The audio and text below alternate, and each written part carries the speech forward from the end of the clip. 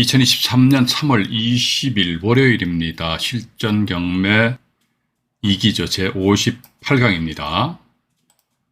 오늘도 역시 마찬가지 공인자 우선 매수 청구권 관련해가지고 이 자료는 제가 그전에 57강, 56강에서도 우리 시청자 여러분들에게 이 자료를 보여드렸던 것으로 기억이 납니다. 그래서 이 내용은 제가 이제 건너뛰도록 하겠습니다. 하고요. 막바로 이제 이번 58강 일부 방송에서는 말이죠. 법원에서 이 공인자 우선 매수 권리 행사에 대해 가지고 잘못 집행한 그런 사례, 우리 지난 57강 이어가지고 또 말씀드리도록 하겠습니다. 특히 이게 이제 동부지법 이 사건은 저하고 좀 오래된 사건입니다만 저랑 어떤 관계된 그런 사건입니다. 이게 아마 먼저 자료를 펼쳐놓고 말씀드릴게요. 송파구 거여동에 48평의 아파트인데요. 아파트 사건 개요를 개략적으로 이제 말씀드릴게요. 이게 지금 보시게 되면 이제 갑과 을이 각각 2분의 1씩의 어떤 소유 지분을 가지고 있었습니다. 가지고 있었는데 여기에서 을 지분 있잖아요. 을 지분. 을 지분에 대해 가지고 A라는 사람이 압류를 하였고 그 상태에서 요 갑 지분입니다. 나머지 갑 지분에 대해 가지고요. B가 강제 경매 신청을 하였습니다. 그러니까 이제 C라는 분이 들어가서 이제 낙찰 받았겠지요. 그럼 C는 뭐다? 이제 갑의 지위를 승계했으니까 이제 소유권은 어쨌든 이제 을과 C가 된단 말이죠. 그죠? 이 상태예요. 근데 이 C라는 분이 이 다음 페이지 보면 또 나오는데 그거 잠깐 보여드릴게요. 네, 보십시오. 보시면 이제 을 지분에 대해서 C가 이제 A 지분을 C가 먼저 갑 지분을 C가 낙찰 받았고 그다음 을 지분을 C라는 분이 강제경매 신청했어요. 여기에 동부지방법원 2018경의 2217호 경매 사건입니다. 강제경매 신청을 하고 그러나 C 이분이 너무나도 성급했어. 이 C라는 분이 우선 매수 신고서를 제출하셨는데 언제나 2010년 2월 25일입니다. 그런데 보니까 1,000매가 기일이 언제다? 이게 2010년 10월 달이니까 한참 전에 우선 매수 신고서를 제출했거든요. 그래서 지난 제가 토요일 날도 그렇고 저한테 전화 주신 분 계시더라고요. 공인자 우선 매수 권리를 행사를 하는데 우선 매수 신고서를 제출하는 게 좋느냐 아니면은 우선 매수 권리를 행사하는 게 좋느냐 이런 질문이신 것 같은데 저는 내가 진짜 진정 우선 매수 권리를 행사하고 싶다. 그럼 지분이 경매되었을 경우는 타지분권자가 우선 매수 권리를 행사한다는 것은 입찰 참여하시는 분들은 어지간히 하신 분들은 다 알거든요. 알기 때문에 우선 매수 신고서 제출해가지고 괜히 헛갈리게 하지 마시고 매각기일 당일날 그 날짜 최저 매각 금액 아니십니까? 그 날짜 최저 매각 금액의 10%에 해당되는 입찰 보전 금액을 딱 준비해 가신 상태에서 원래 이제 공인자 우선 매수 권리는 사후 입찰이거든요. 그러니까 누가 우리는 통상적으로 입찰 경매 들어간다 그러면은 사전에 입찰표를 작성을 해가지고 집행관한테 확인을 받고 1년 번호를 부여받으면서 입찰자용 수취증이란 입찰 봉투 위에 좀 누런 봉투 위에 조그맣게 있어요. 이걸 찢어서 내가 봤는데 그건 사전 입찰이란 말이죠. 근데 공인자 우선 매수 권리를 행사하시는 타지분권자는요 사후 입찰입니다. 또 매각길 날 가셔가지고 보니까 아무도 안 들어왔네? 그러면 집에 가세요, 그냥. 그럼 유찰되는 거예요. 우선 매수 권리 행사한 게 아니잖아요, 그죠? 또 그 다음날 또 가보니까 또 다음 기일날 가보니까 또 유찰돼, 아무도 안 들어왔네? 또 집에 가야지, 그죠? 또 그 다음날, 그 다음 기일 보니까, 아이고, 또 누가 들어왔네? 이랬을 적에 집행관이 호청을 합니다. 이 물건의 타지분권자 김계동 씨라면 김계동 씨 나오셨나요? 네. 그러면 이거 물건 누가 입찰 들어왔는데 이 금액을 입찰할게요. 예. 제가 맨날 이런 표현하지 않습니까? 그죠? 예. 이게 공인자 우선 매수 권리 행사하는 거란 말이죠. 매각기일 당일날 차라리 공인자 우선 매수 권리를 예솔 하면서 행사하시는 것이 좋지 않겠느냐. 단 뭐다? 그 날짜 단지 최저 매각 금액의 10%에 해당되는 입찰 보전 금액은 반드시 지참하셔서 경매법정에 가셔야 됩니다. 입찰 보증금도 없이 들른 거거든. 예 하면 보증금 내놔봐. 없는데 그럼 가 그럽니다. 가가 뭐다. 너 당신은 이제 우선 매수 권리를 인정 못 한다는 거예요. 그죠? 일단 그래 보시는데 근데 이번 같은 경우는 한 1차 매각 가격이 10월 달인데 말이야. 2월 달이니까 한 8개월 예전에 해버렸어. 또 이제 2차 기일 유찰됐습니다. 이건 이제 3차 기일인데 2차 기일 날은 이제 유찰이 되고 3차 기일 날 해가지고 이 D라는 분은 이제 저와 관련된 분입니다. 근데 2억 9,177만 7천 원에 이게 2011년도입니다. 1월 3일 날 이게 2011년도는 1월 3일 하면 월요일일 겁니다. 동부지방법원은 매주 월요일마다 경매가 진행하거든요. 그래서 봐가지고 딱 5명이 들어온 것 같아요. 요 경매 신고지 보여드릴게요. 5명이 들어왔는데, 2억 9,177만 원 딱 낙찰 받았단 말이죠. 낙찰 받으니까 그때 가서 집행관이, 이분이 경매 신청했으니까 C가 우수 매수 신고서 제출했지 않습니까? 그러니까 C 나오셨어요? 그러니까 이분이 여자분이시더라고요. 예, 그래요. 이거 누가 D라는 사람이 이 금액에 입찰해서 낙찰 받았는데 이 금액으로 우수 매수 할게요? 그러니까, 예, 끝나버려요. 자, 이러다 보니까 이제, D라는 분이 낙찰 받고 나서 D가 이의 신청서를 제출했단 말이죠. 그죠? 이의 신청서를 제출했다는 건 뭐다 봐가지고, 이의 신청서를 제출했다는 것은 이 사람 뭐다? D는 이 경매 사건에 있어서 이해관계인의 지위를 가져야 됩니다. 아무런 이해관계도 없는데 지가 이의 신청한다는 건 말이 안 되잖아요. 그죠? 지나가는 골목에 지나가는 사람한테, 저 집 경매 진행 중이니까 당신가 이의 신청하니까 말 됩니까? 말 안 됩니까? 말 안 되잖아요. 그죠?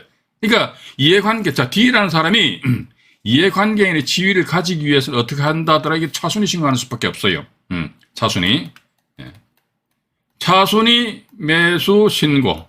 이래서 제가 지난 다른 영상물에서도 말씀드렸을 겁니다만은 지분 부동산이 경매되었을 경우에 타 지분권자가 공유자 우선 매수 권리를 행사를 하였다 이거죠. 그러면요, 2억 9,177만 원에 이 C라는 사람이 가져가는 거예요. 그럼 D는 뭐다? D도 역시 마찬가지. 나 2억 9,177만 원이야. 근데 C와 D의 어떤 입찰 금액이 동일하잖아요. 그죠? 우리가 통상적으로 최고가 매수인, 차순위 매수인 하게 되면 입찰 보전 금액의 10% 범위 내 어쩌고 금액 차이가 있는데 지분 경매 같은 경우는 최고가와 차순위는요, 입찰 금액이 똑같아. 왜냐면, 여기에 D라는 이 사람 뭐다? 이게 사전에 입찰했잖아. 사전에 입찰한 사람이고, C라는 사람 보니까 뚜껑 딱 열어보고, D가 2억 9,177만 원 입찰했네? 그럼 저거 내가 우선 매수 권리를 행사해? 말은 반드시 이 사람이 우선 매수 신고서를 제출했다 해가지고요. 반드시 매각일 당일날 강제적으로 당신이 우선 매수 권리 행사해. 그거 아닙니다. 봐가지고. 뚜껑 딱 열어봐가지고, 예를 들자면 이 사람 말이지. 2억 9천이 아니라 시세로 따지면 한 3억밖에 안 되는데 말이야. 5억 질러버렸는데. 그럼 나 안 한다 이거죠. 그럼 집행관이 물어봅니다. C 나오셨어요? 그러면 대답도 하지 말고 가만히 있어요. 안 나왔어요? 안 나왔다 이거죠. 그럼 땡땡땡에서 D라는 사람이 2억 9,177만 원이 가져간다는 겁니다. 그죠? 예.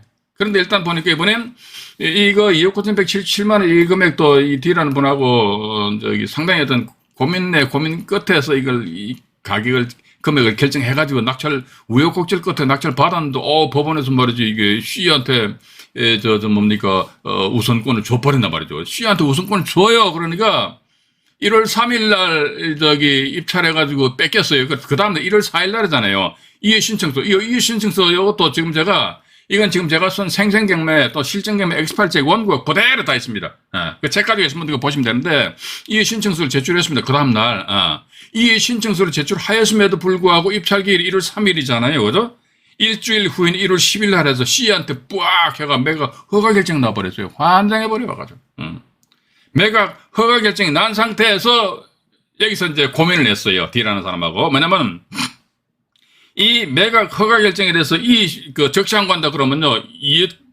2억 9,177만 원 있잖아요. 이 금액이 10% 얼마입니까? 2,917만 7천 원.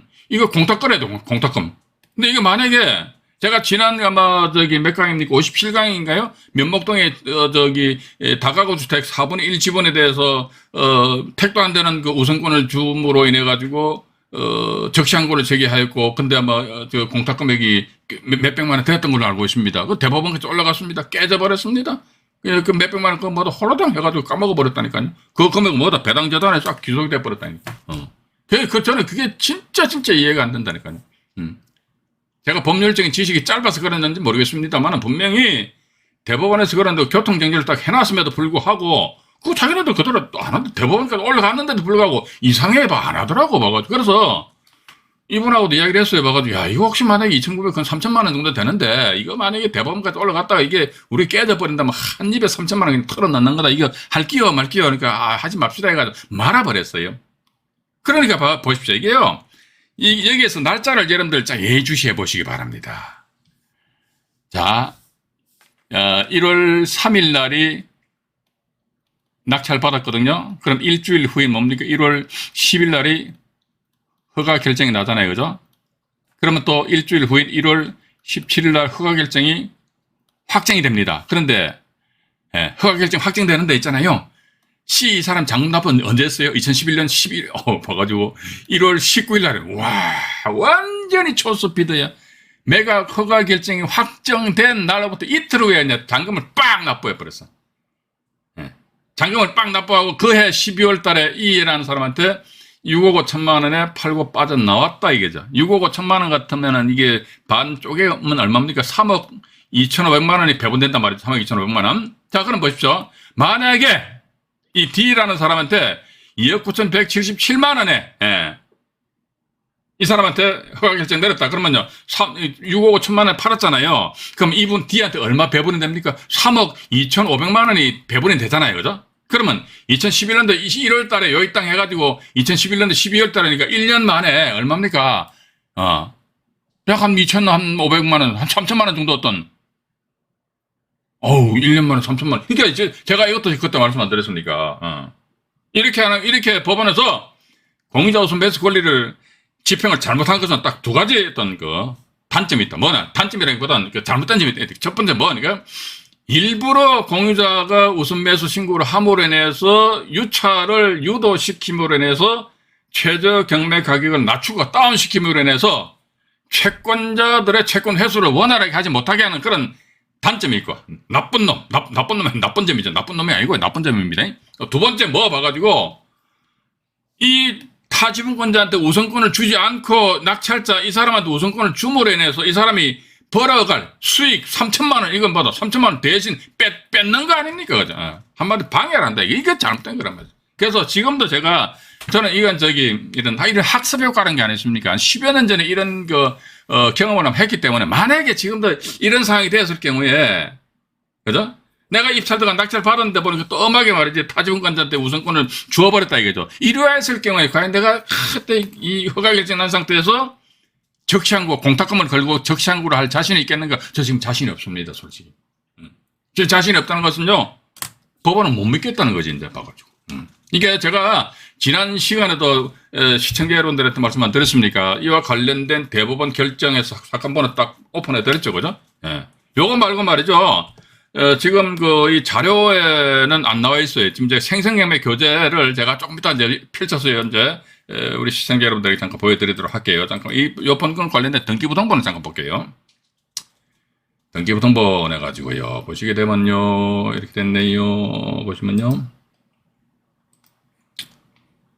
이게 지금, 이분입니다. 이분이 강제경매라는 매각을 해가지고 이제 일단 2009년도 낙찰 받고, 우리가 2011년도 1월 3일 날 낙찰 받으니까 1월 10일 날 이 양반한테 허가 결정 내리고 1월 17일 날 허가 결정 확정되고 1월 19일이죠. 1월 19일이잖아요. 2011년.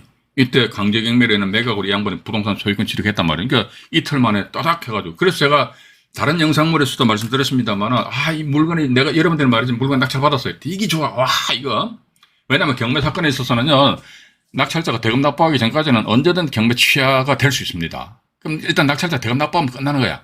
낙찰자 대금 납부해버리면 민사집행법 135조에 의해서 그 부동산 누게 된다 하더라도 낙찰자가 된다는 것이지요.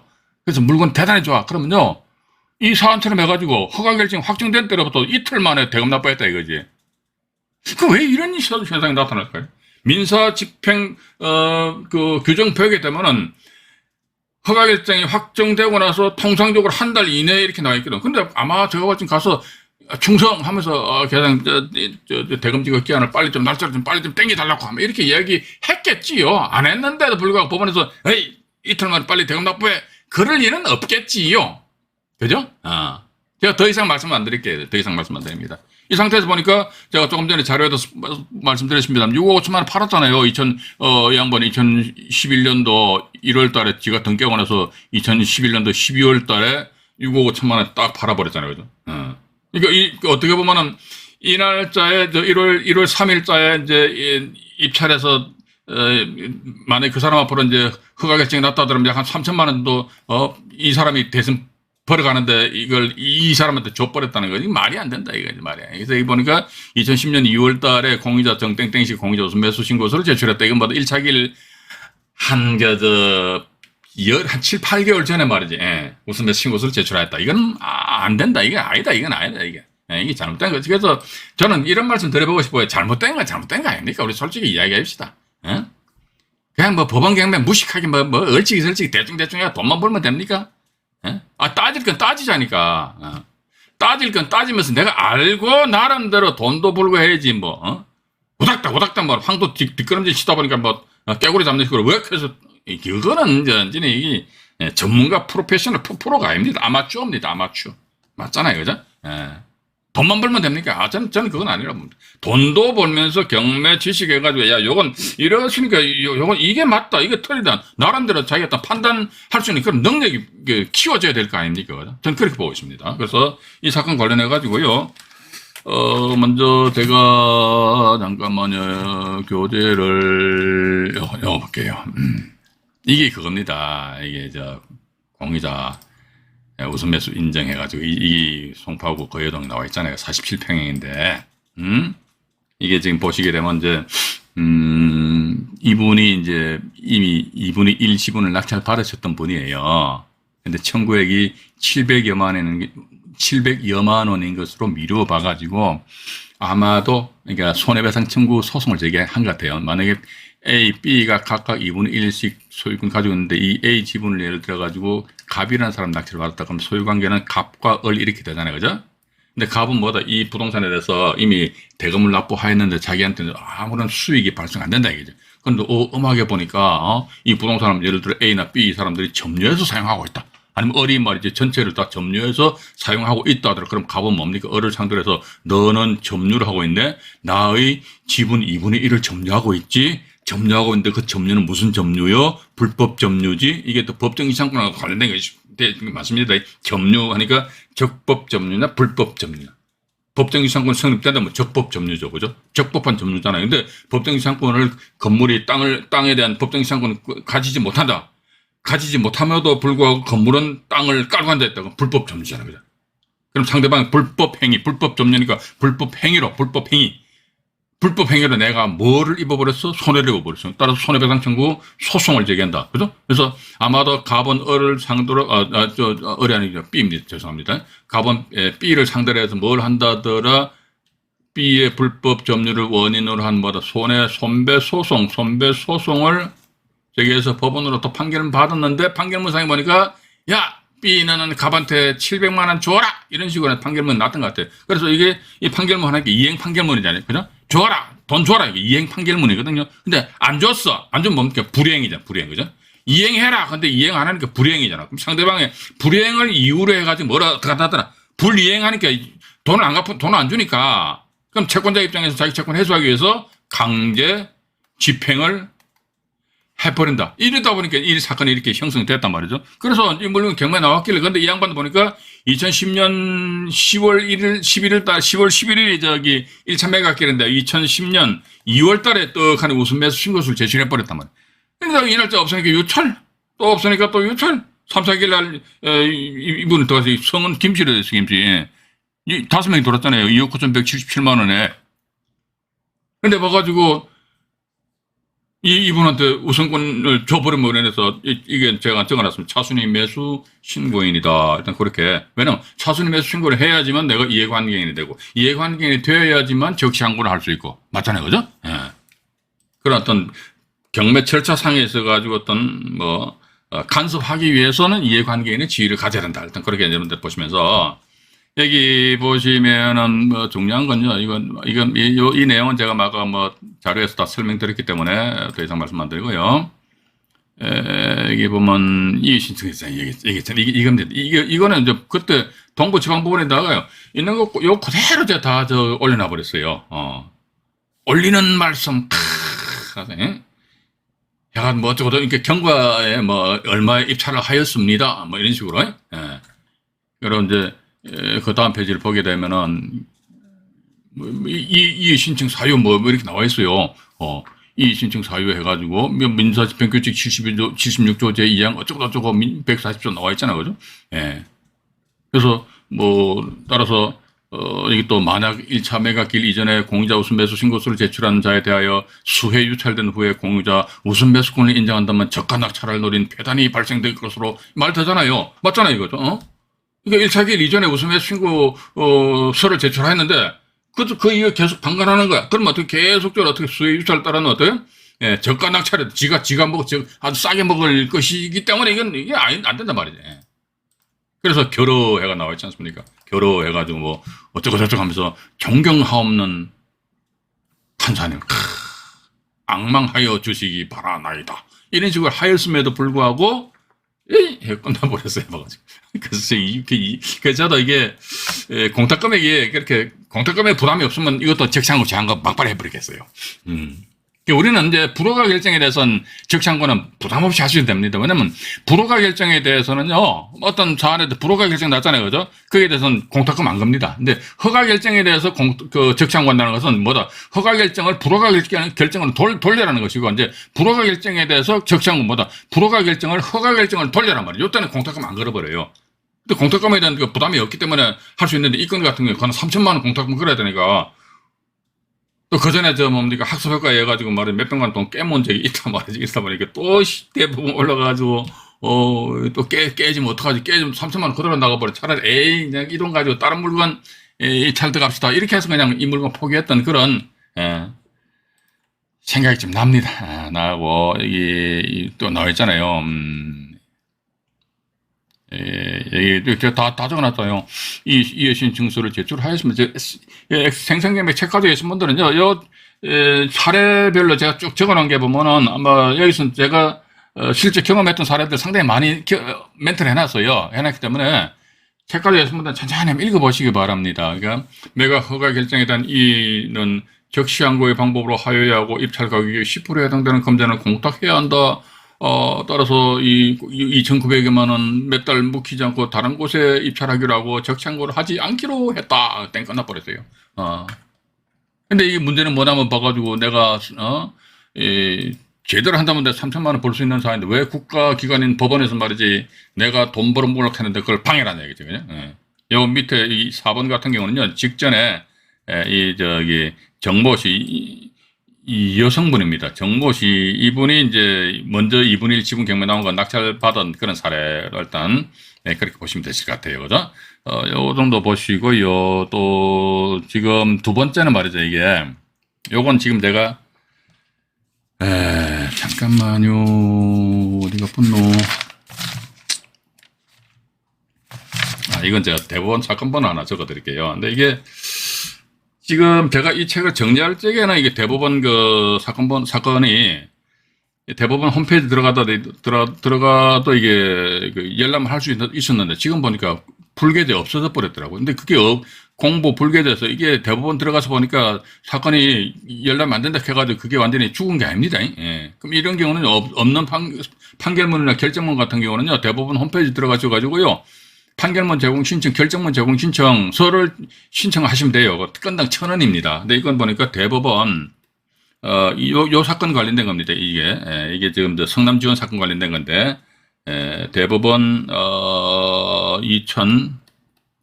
2008마 1189 결정 사건입니다. 결정 사건인데, 여기에서 이 건도 보면요, 이것도 개략적으로 제가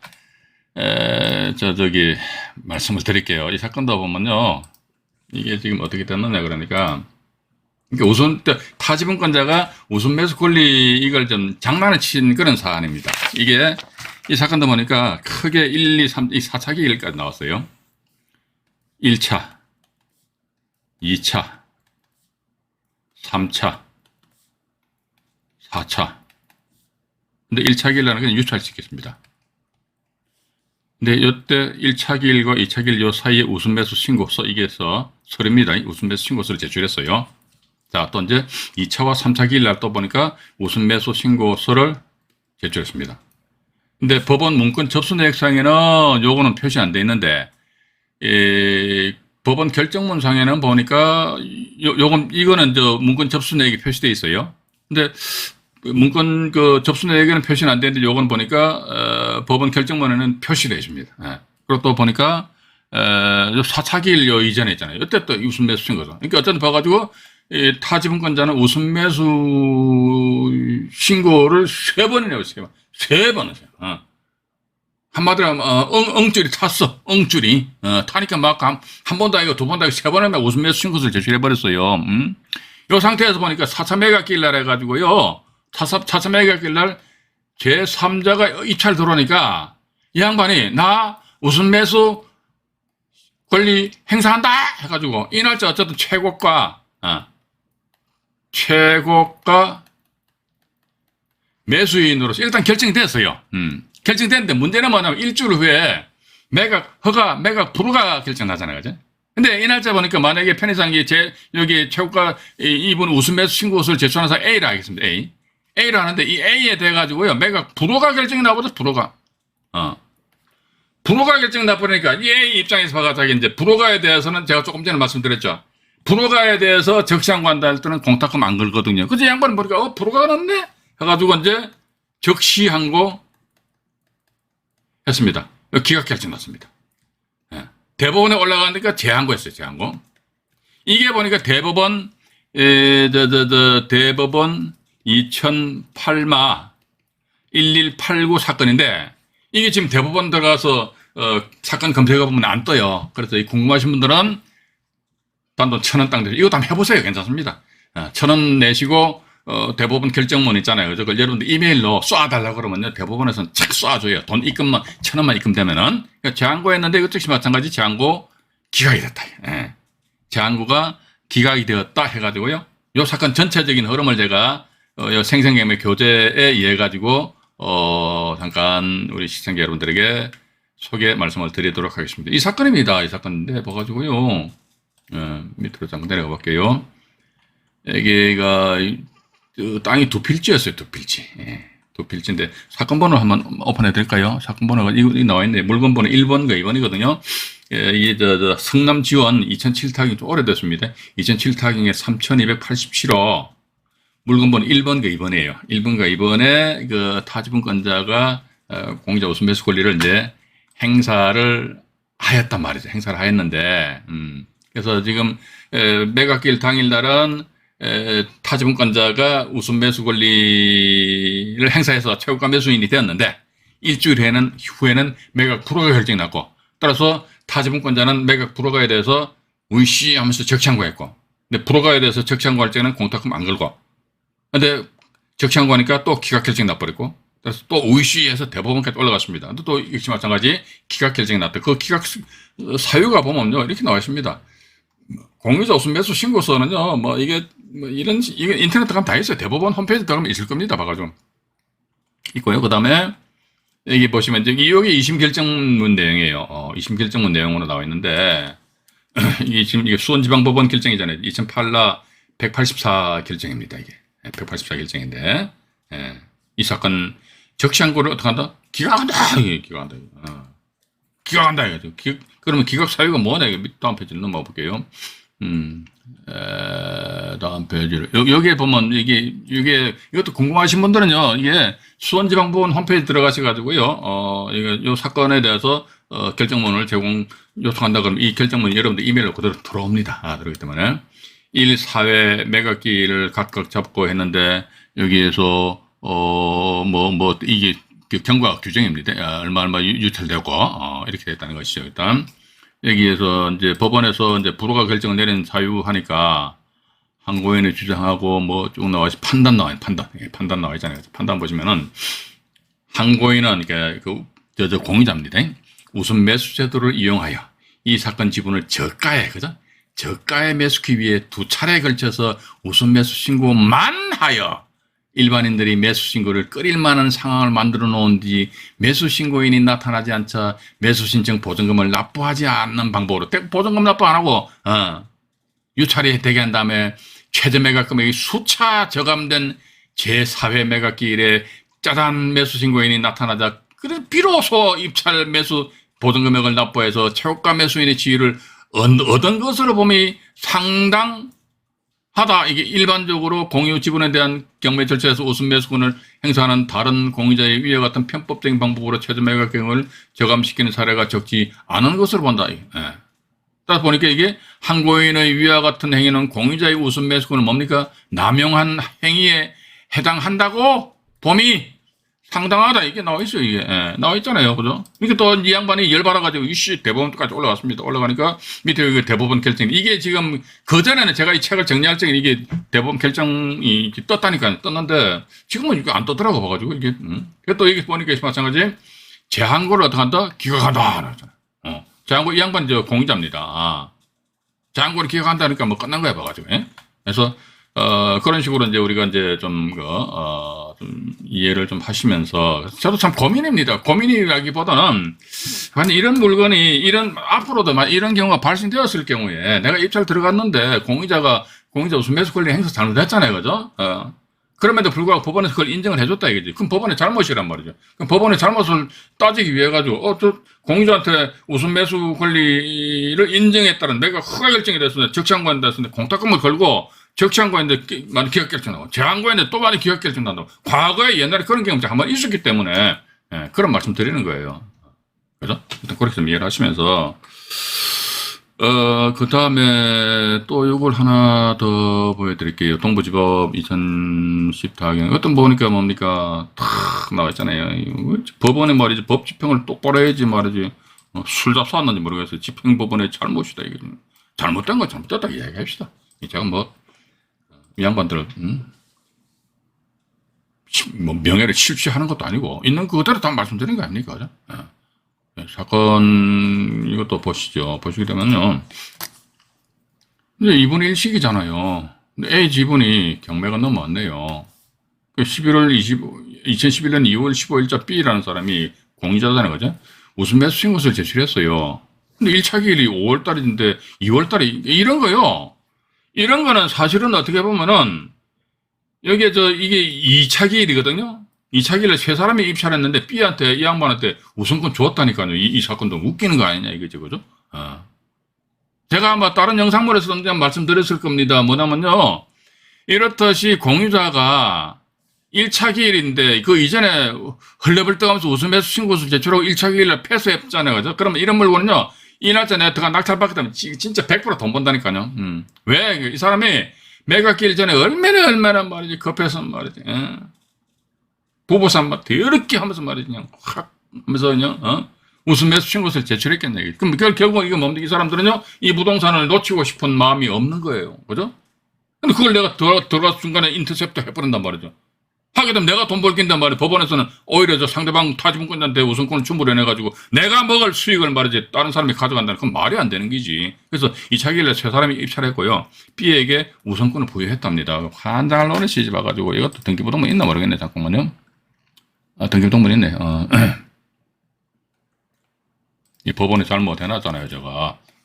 분명히 잘못이죠. 그죠? 분명히 잘못한 거예요. 법원의 잘못이다 해가지고요.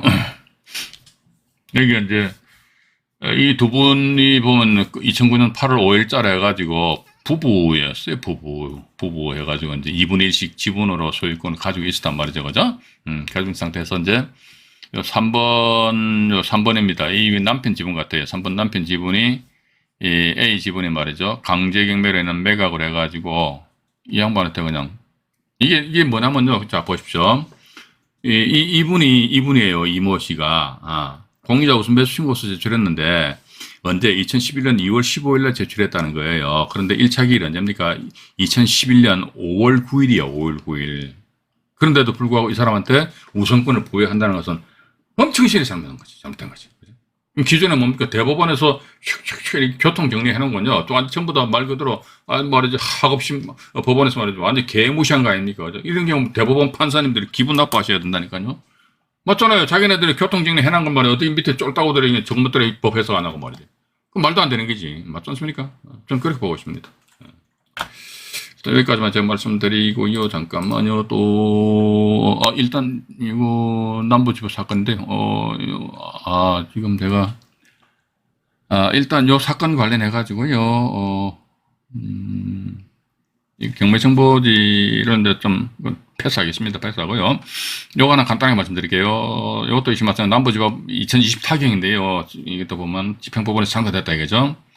보세요. 패턴 똑같죠, 그죠? A, B가 2분의 1이야. A 지분이 경매 넘어왔어요. 그죠? A 지분 딱 경매 넘어왔습니다. A 지분이 경매 딱 넘어온 상태에서 보니까, 보니까 B 양반이 공유자 우선 매수 신고서 제출했는데 언제였습니까? 2020년 12월 22일 날이죠, 그죠? 근데 2021년 7월 달, 어째 사람들 성질이 급한지 모르겠어. 1차 기일날 유찰돼 버렸어. 2차 기일날 4명이 임찰했는데 B한테 우선권 쪽으로 환장해버려. 응? 왜 도대체 이해가 못한다니까 도대체. 2020 타경이니까 이제 2021년 같으면 재작년이잖아, 재작년. 그죠? 그러면 생각해 보십시다. 남부지방법원은 이렇게 법집행을 하고, 서부지방법원은 이렇게 법집행을 하고, 동부는 이렇게 하고, 저거 멋대랍니까? 봐가지고 중구난방식으로. 그건 아니지. 법집행함에 있어서 일관성이 있어야 됩니다. 서울에는 중앙지방법원에서 법집행하는 거나 저쪽에 제주지방법원에서 법집행하는 건요, 똑같은 동일한 사안이다면 동일하게 법집행을 해야지. 왜 저거 멋대로 왔다 갔다 하냐고. 자기네들이 임의로 법 해석한다. 그건 안 됩니다. 공무원들이 자기네들이요, 법을 임의로 해석한다. 그건 변호사법 위반이라니까. 그건 봐가지고. 왜 저것들 임의로 법을 해석합니까? 그건 말도 안 되지. 괜히 열받아 버리나 봐가지고. 그래서 이 건도 보면요, 남부지방법원의 등기부 등본입니다. 이것도 잠깐만요. 똑같아 봐가지고 보시면요, 이게 똑같으니까 제가 막 팔짝팔짝 뛴다니까. 이거 봐가지고. 왜? 당장 돈이 딱 내 눈에 보였다고 도망가 버렸다니까. 그것도 몇십만 원, 몇백만 원, 몇천만 원 왔다 갔다 해버린다니까요. 그 열받을 일 아닙니까? 안 해요. 웃어요. 그거 안 해요. 열받아야 된다니까. 봐가지고. 이 부동산 정렬해서 A, B 두 분이 이제 했어요. 근데 A 지분 전부 이 강제경매 해가지고, 이것도 이제 아까 우선 매수 신고서를 한참 먼저 해가지고 우선 매수 권리 행사 잘못하였음에도 불구하고 법원에서는 이 양반들한테 그냥 타점권자한테 우선 매수 권리를 준 그런 관계라는 거죠, 그죠? 예. 그래서 남부지방법원은 매각 물건 맹세서 보니, 저 또 이게 이해한 거야. 이게 보십시오, 이게 매각 물건 맹세서 딱 보니까 공유자 윤모 씨입니다. 이분이 우선 매수 신청서를 제출하였으나 매수 보증금을 미납해서 공유자 우선 매수권이 실효됐다고 그랬잖아요, 그죠? 분명히. 요거 말이죠. 여러분들, 요 남부지방법원의 요 사건번호 2024경에 11만 2383번입니다. 요거 사건번호를 검색하셔가지고 다시 한번 이 매각 물건 명세서를 확인해 보십시오. 분명히 매각 물건 명세서 보면 이 양반이 우선 매수 신청서를 제출했는데 매수 보증금액을 미납했다는 것은 아마도 저는 그렇게 봅니다. 이게 1차 기일이 잡혔는데 그 전에 우선 매수 신고서를 제출했단 말이죠. 그럼 1차 기일에 이 양반은 죽어나 사나 입찰 보증금액을 누가 안 들어왔다 하더라면 이날짜 최저가격에 10% 했잖아요. 보증금을 납입을 해야 된다. 아마 보증금 미납을 해가지고 공유자 우선 매수권 실효됐다고 그래, 실효거든. 실효됐는데 어떻게 뭡니까? 2차 기일날 해가지고 또 이 양반한테 우선권 줬냔 말이에요. 근데 저도 이게 막 법 집행하는데 제가 헷갈리네, 제가 헷갈려. 여기 또 나와 있지 않습니까? 2020년 12월 22일 날 공유자 윤땡땡 씨가 우선 매수 신고서 제출했어요. 1차 기일이 언제입니까? 2021년 7월 7일이잖아요. 7월 7일이니까 한 7개월여 전에 우선 매수 신고서 제출했다고. 그러면 이 양반은 죽고 나서나 2021년 7월 7일 날 입찰 보증금을 법원에 납입을 하고 지가 가져가야 돼.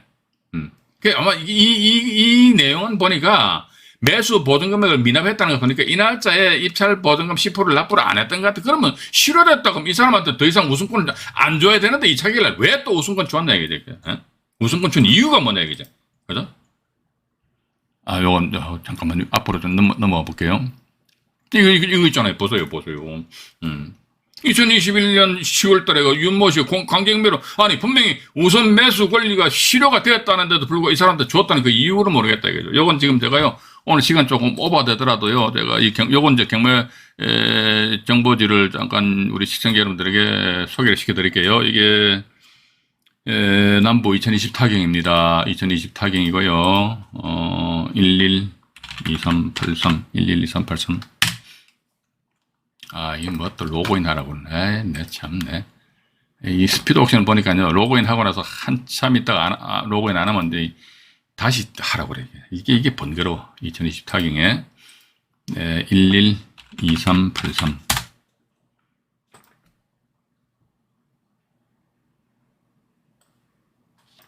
보여드릴게요, 제가 이제. 먼저 매각 물건 명세서를 보자 이겁니다. 우리 조금 전에 자료에서 봤잖아요. 입찰 보증금 납부 안 해가지고요. 여기 나와있네요. 보세요. 여기 보면 나와있지 않습니까? 공유자 윤모 씨는 우선 매수 신청서를 제출해서는 매수 보증금을 미납해서 공유자 우선 매수권이 분명히 실효됐잖아.